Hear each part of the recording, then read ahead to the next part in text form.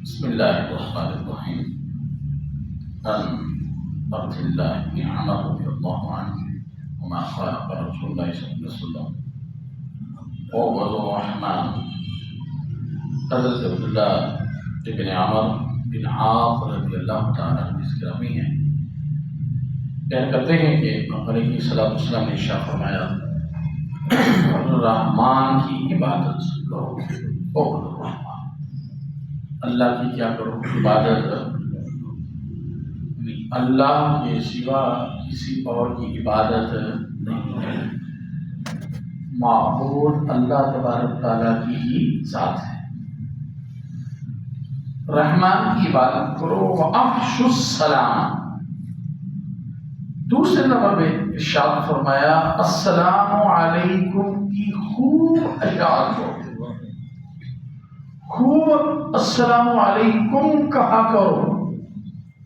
مفتی نے کیا ہے، پیسے لگتے ہیں کچھ بھی نہیں. اب جا رہے ہیں السلام علیکم ورحمۃ اللہ وبرکاتہ. اللہ تبارک و تعالیٰ آپ کو 30 نیکیاں عطا فرمائے.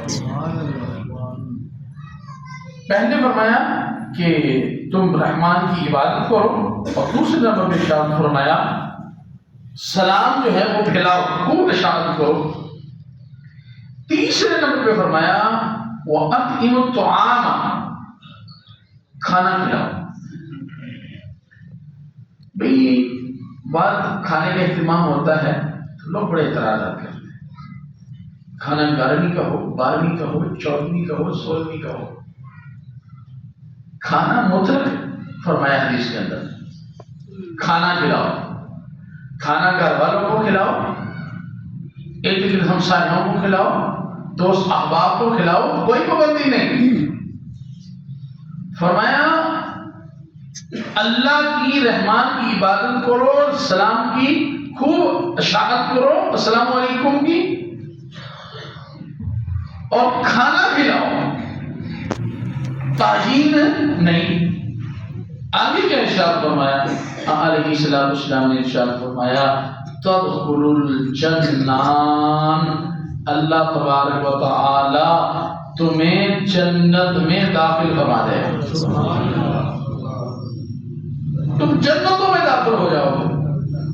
ایک جنت نہیں فرمایا، جمع ارشاد فرمایا جنان، تم جنتوں میں داخل ہو جاؤ گے. یہ عمل کیا کرو.